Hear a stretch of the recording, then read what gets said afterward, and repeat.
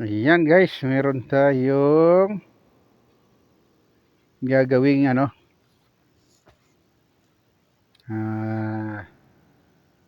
kalan na dibutane. Yan. Isang linggo na daw hindi nakakapagluto yung may-ari nito. Gutom na siguro to sila. Ayan, matigas yung pindutan niya. Ayan. Hindi siya mapindot. Pero yung igniter niya ay napipindot. Naiikot siya. Ito ipipindutin mo muna pababa bago mo siya pihitin yung igniter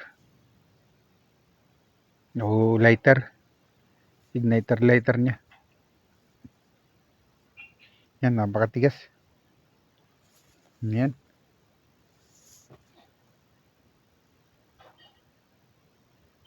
Kahit pa yan ay nilangisan ko na, wala talaga.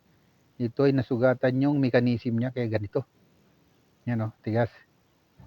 Yan, kailangan tutulungan mo siya.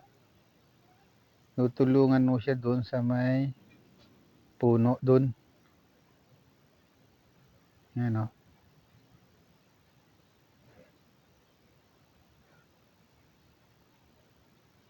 Matigas. Yan. Yan. Tutulungan mo siya dyan.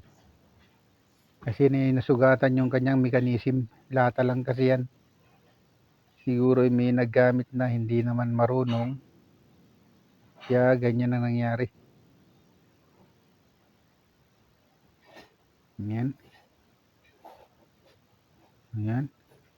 Ipindot na siya. Papakuha muna natin yung butane para masubukan natin kung apoy na nga. Kung makakasunog na ng kanin.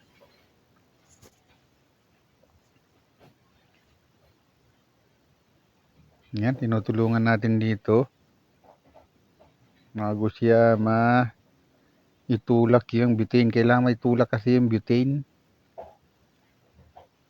Ito yung kumakabig sa butane para mag-engage.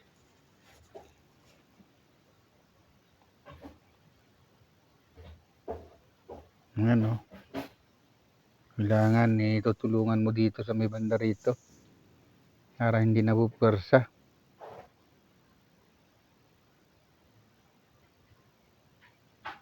Ayan.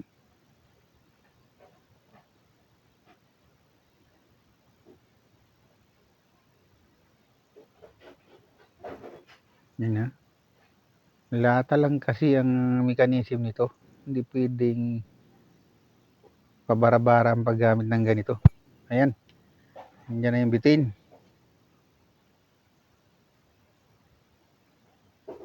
Malalaman na natin kung aapoy ito. Yan.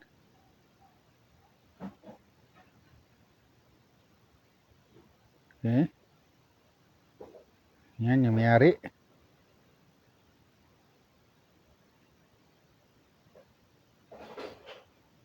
Okay.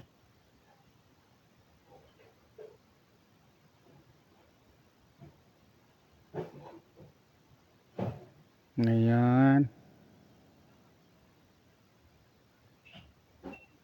Okay. Nalalaman na natin kung aapoy na to. Yan, tutulungan ng kaunti dito sa may likod. Para mag-engage lang yung butane. Ayan, umaapoy na siya. Makakaluto na sila. Ayan.